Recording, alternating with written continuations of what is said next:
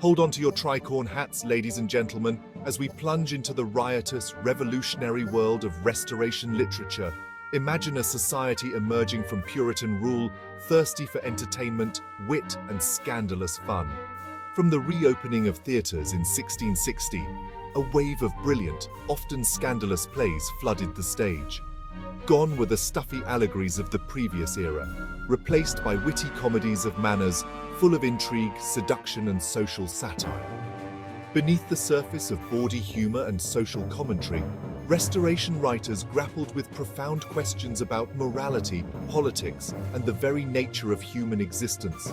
They dared to challenge conventions, to poke fun at the powerful, and to expose the hypocrisies of their time. So, buckle up, dear reader, as we embark on a whirlwind tour of this fascinating literary landscape. We'll meet the key players, dissect their masterpieces, and uncover the secrets that make Restoration literature so utterly captivating, even centuries later. Prepare to be amused, surprised, and perhaps even a little bit shocked. Now, what's a good play without its stars?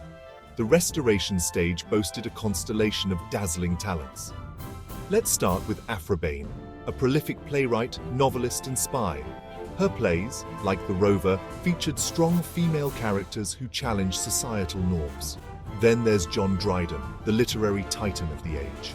A master of verse and prose, he dominated the scene with his witty satires and critical essays. Dryden's impact on the English language cannot be overstated. He practically invented the heroic couplet. And who could forget William Wycherley, the king of Restoration comedy? His plays, like The Country Wife, were notorious for their bawdy humor and biting social commentary. Finally, no discussion of Restoration literature would be complete without mentioning William Congreve. His masterpiece, The Way of the World, is considered the pinnacle of Restoration comedy. With its intricate plots, sparkling dialogue, and unforgettable characters, it's no wonder that Congreve's work continues to delight audiences centuries later. While we might giggle at the suggestive jokes and scandalous affairs, it would be a disservice to dismiss Restoration literature as merely frivolous fun.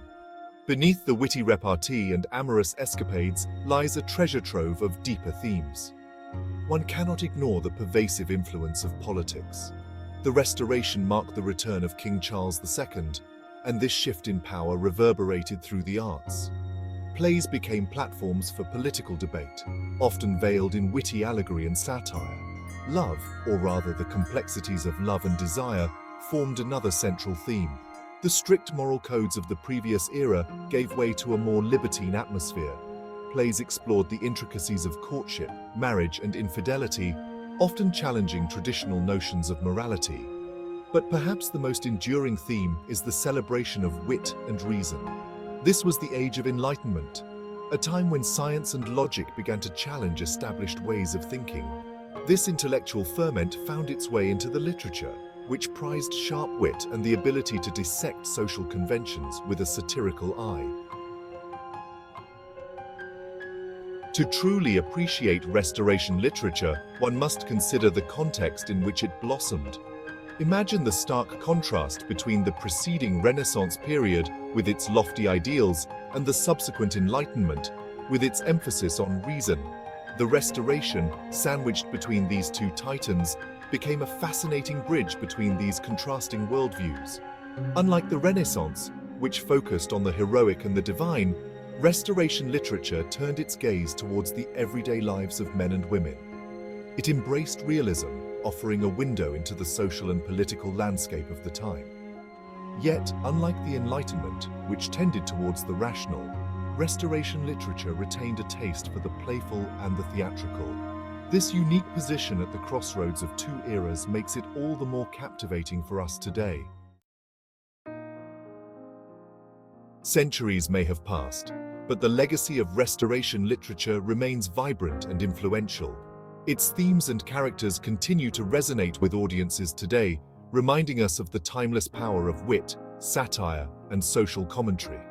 The influence of Restoration comedy can be seen in countless modern works, from Oscar Wilde's plays to Jane Austen's novels. Beyond its direct influence, Restoration literature also left an indelible mark on the English language itself. Writers like Dryden expanded the possibilities of English verse, while the witty dialogues of Restoration comedies helped shape modern English prose. Its legacy lies not just in its words but also in its spirit, a spirit of irreverence, wit, and a celebration of life in all its messy glory.